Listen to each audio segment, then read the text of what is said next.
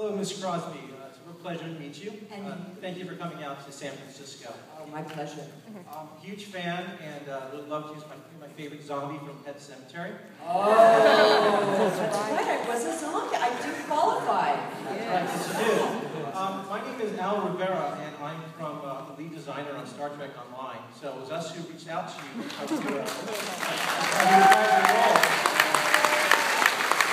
Here's the guy. Here's the man I'm looking for. I'm here with a couple of people from Cryptic Studios, and our lead writer over here, Christine Thompson, is in the audience. And we're really looking forward to working with you. Hopefully we can make that work. But I would like to know, and my lead writer would like to know, how would you like to see the character? This is the game, for everyone who knows, actually the future. It's about 35 years of the future from Nemesis. There's going to be a lot of, a lot of tech battle. But how would you like to see Tasha Yar and Sela develop? How would you like? What would you like to see? Okay. Here's what happens. Okay. Tasha Yar never died. What you find out? She went back on the Enterprise C. And she becomes a rebel warrior, a leader of an outpost. And she was cloned. And so the Tasha Yar that you've seen in the Federation on the Enterprise D is really her clone. But she's a good clone. And she was used to do that for a very specific reason, because she needed to be two places at once, you see.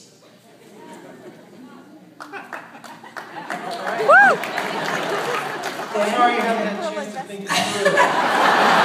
As soon as I got the email. Okay, then she has to deal with her daughter. Her little bitch of a daughter. She's very upset with and needs a good spanking. No, they must come together somehow. I think it's just. You see Sela and Tasha joining forces? Is that what you're saying? No. Fine. But what happens is that it becomes eventually a bridge to peace with the Romulan nation. I could do this. And it's all through Tasha Yar. And Yar will rule the universe!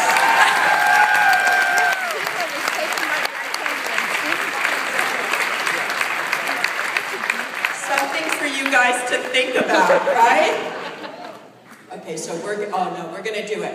Yeah, we're gonna do it. We have a lot. Oh, I have so many stories.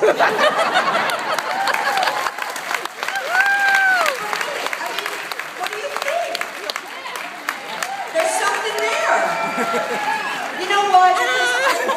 I've always envisioned, how I envisioned the story arc with Sela was that, she starts out in one place as an enemy, but she has to confront her human side, which she has never done before. But it's her mother's people, it's her mother's crew, she begins to understand who her mother was. And the love, it allows her to open up and change. And then she, Sela, becomes the bridge to peace. Ooh. Because you want, ultimately, yes, you do need, all good drama needs a bad guy, an enemy. But there's other, there's others out there.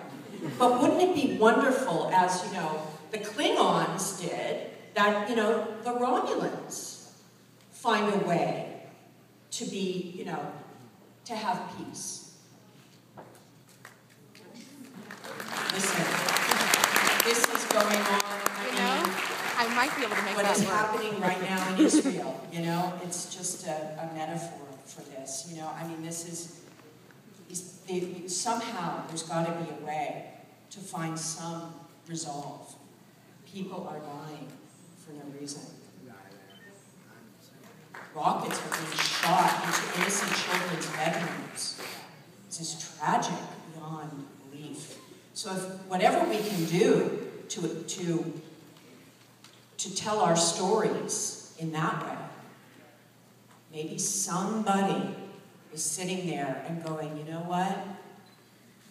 We got to make peace. We got to find love. We got to live together.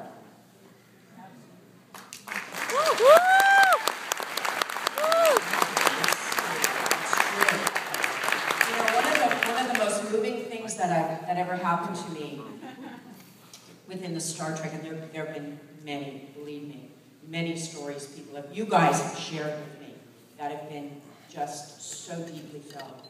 But one of the things when I was doing Trekkies 2, we went to Serbia. Now, Serbia, one asks, really? They contacted us, this fan from Serbia, and said, when we were putting out feelers, we said, we put out feelers that we're shooting around the world. We want to know fans from around the world. Do you have an interesting story to tell us? And this fan reached out to us from Serbia and said, we are a very small group of Star Trek fans, but we love this show so much, and it got us through some very, very dark times. And we said, we have to go. We have to go to Serbia. I don't know how we're going to do it, but we got to find a way. And it was extraordinary. The people themselves, this group of people, was held at the university in Novi Sad in Serbia. They were in disbelief, number one, that we came. Because this was a country that, was just come out of, complete war, and NATO had, bombed them, and everything was shut down, all their radio stations, television networks. They would meet, like, in somebody's apartment, once a month with some little weird smuggled episode of The Next Generation. And they would watch it, and they would get hopeful that, here's the message of peace and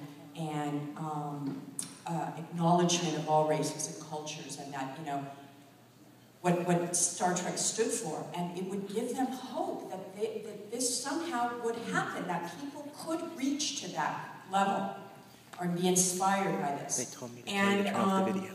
They just